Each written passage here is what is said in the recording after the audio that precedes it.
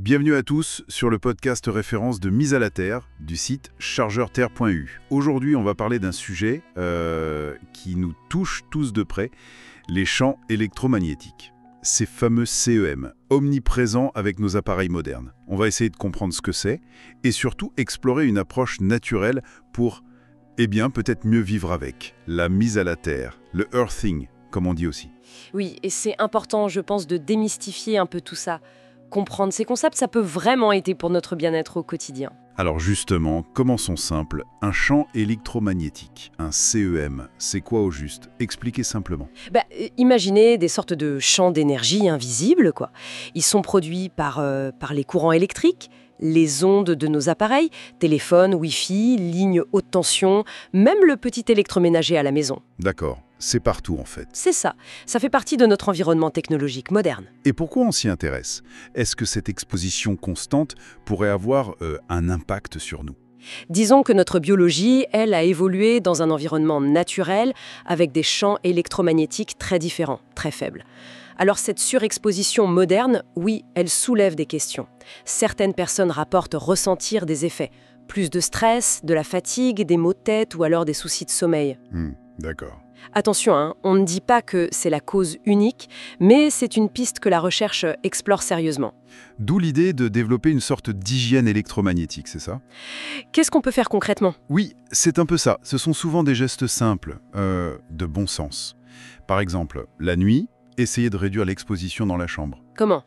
Éloigner le téléphone portable du lit, peut-être même revenir à un bon vieux réveil à pile, pas électrique ou connecté. Ah oui, pas bête? Éteindre la box Wi-Fi la nuit si on ne s'en sert pas. C'est déjà ça. D'accord, des petits gestes. Et pour les appareils eux-mêmes ou les connexions? Alors oui, quand c'est possible, préférez une connexion filaire, pour Internet par exemple, câble Ethernet plutôt que Wi-Fi en 24. Ok. Pareil pour les écouteurs, le kit main libre filaire plutôt que le Bluetooth collé à l'oreille toute la journée, ou utiliser le haut-parleur du téléphone. L'idée, c'est de réduire l'exposition globale, en somme. Exactement, minimiser. Sans forcément tout jeter, bien sûr. Faut vivre avec son temps, mais on peut aménager les choses. Très clair. Et en parallèle de cette démarche de réduction, il y a cette fameuse mise à la terre, le earthing. C'est quoi exactement?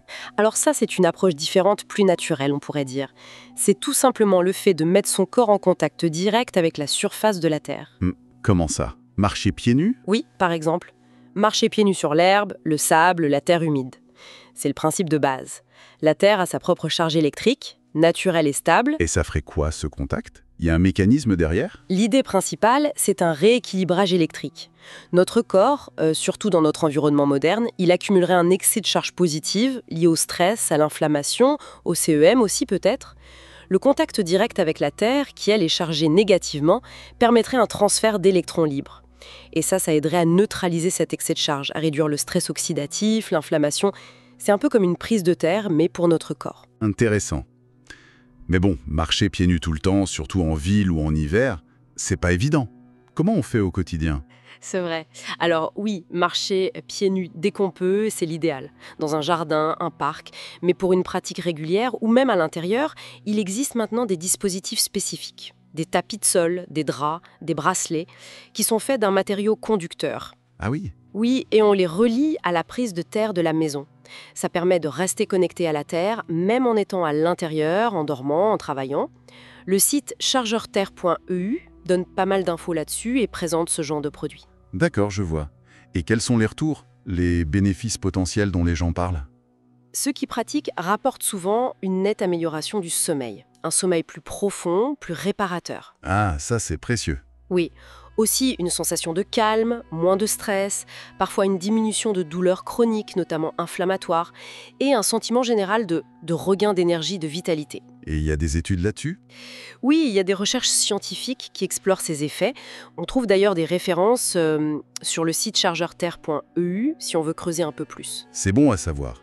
Mais, et c'est très important de le souligner, tout ça, ça reste une approche de bien-être. Ça ne remplace en aucun cas un avis médical ou un traitement, n'est-ce pas?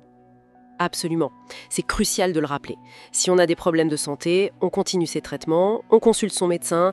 C'est une démarche complémentaire, pas une alternative médicale. Il faut même être un peu prudent dans certains cas. Si on a des soucis de thyroïde ou si on prend des anticoagulants par exemple, il vaut mieux en parler à son médecin avant de se lancer dans une pratique intensive de l'earthing. Un suivi régulier est nécessaire. Et aussi près d'un gros transformateur électrique. J'ai lu ça quelque part. Oui, par précaution, c'est mieux d'éviter la proximité immédiate des très grosses installations électriques. C'est du bon sens. L'earthing, c'est pas une solution miracle, ça s'intègre dans un mode de vie sain global. Donc, si je résume bien, l'approche idéale, ce serait peut-être de combiner les deux. D'un côté, réduire notre exposition au CEM artificiel, avec cette Exactement. hygiène électromagnétique, Oui, et de l'autre, se reconnecter plus souvent à la Terre via l'earthing. c'est exactement ça. C'est une vision globale en fait. Agir sur les deux tableaux pour essayer de retrouver un équilibre, une meilleure harmonie entre notre vie moderne et notre biologie fondamentale. Et au-delà des effets physiologiques qu'on a mentionnés, il y a aussi cette dimension peut-être plus subtile. Se reconnecter à la Terre, même juste quelques minutes, ça change quoi dans notre rapport au monde, à la nature? C'est une question intéressante à se poser, je trouve. Une belle piste de réflexion pour finir. Merci de nous avoir suivis et on se retrouve très vite sur le site Earthing de référence sur la mise à la Terre. chargeurterre.eu